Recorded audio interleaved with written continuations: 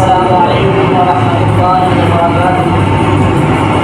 الحمد للہ وحدہ والصلاۃ والسلام علی من لا نبی بعدہ، اما بعد فاعوذ باللہ السمیع العلیم من الشیطان الرجیم، بسم اللہ الرحمن الرحیم۔ واغسلوا وجوہکم وایدیکم الى المرافق وامسحوا برؤوسکم وارجلکم الى الکعبین۔ صدق اللہ العظیم۔ آج کل ہمارے معاشرے میں کچھ ایسے دینی بھائی ہیں جنہیں وضو کا سنت طریقہ نہیں آتا، اور میں آج آپ کے سامنے وضو کی فضیلت اور سنت طریقہ بتلانا چاہتا ہوں۔ اسلام نے ظاہری اور باطنی پاکیزگی کو بہت اہمیت دی ہے، اور مومن کی علامت پاکیزگی ہے۔ اور نبی کریم صلی اللہ علیہ وسلم نے ایک دن اپنے صحابہ کرام میں بیٹھے ہوئے ارشاد فرمایا کہ اگر ایک آدمی کے گھر کے سامنے نہر چلتی ہو اور بھی اس کا پانی صاف، اور دن میں 5 مرتبہ نہاتا ہو، تو اس کے بدن پر کوئی میل کچیل رہے گی؟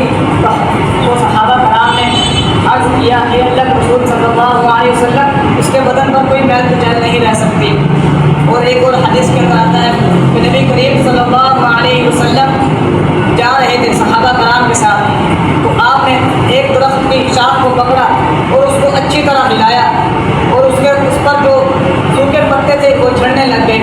تو آپ صلی اللہ علیہ وسلم نے فرمایا جب بندہ وضو کرتا ہے تو اس کے صغیرہ گناہ بھی اسی طرح جھڑ جاتے ہیں۔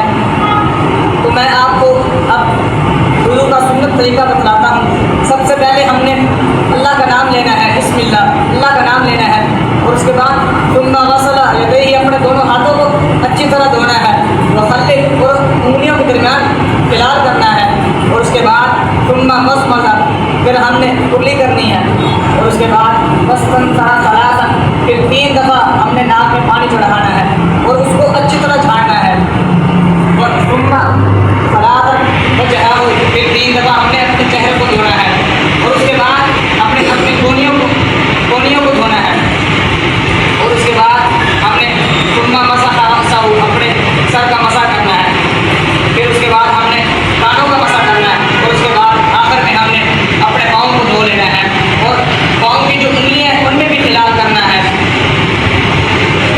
اور نبی کریم صلی اللہ علیہ وسلم نے فرمایا کہ جو شخص وضو کرنے کے بعد یہ دعا پڑھتا ہے اشہد ان لا الہ الا اللہ واشہد ان محمدا عبدہ ورسولہ، اللہ تعالیٰ اس کے لیے جنت کے 8 دروازے کھول دیتا ہے، اور وہ جس دروازے سے چاہے جنت میں داخل ہو سکتا ہے۔ اللہ تعالیٰ سے دعا ہے کہ اللہ تعالیٰ ہمیں سنت کے مطابق وضو کرنے کی توفیق عطا فرمائے۔ آمین۔